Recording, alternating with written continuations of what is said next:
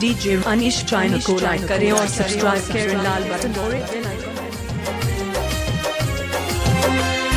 जब से चढ़ी है जवानी मैं तो झूम रही हूँ, लगता है बादल पे चढ़ के आज मैं घूम रही हूँ। हाँ, जब से चढ़ी है जवानी मैं तो झूम रही हूँ, लगता है बादल पे चढ़ के आज मैं घूम रही हूँ।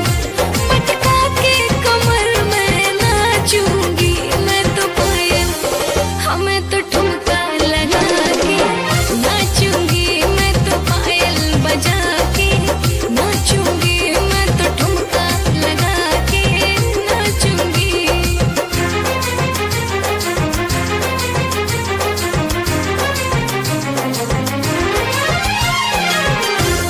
बिहारमस्ती.in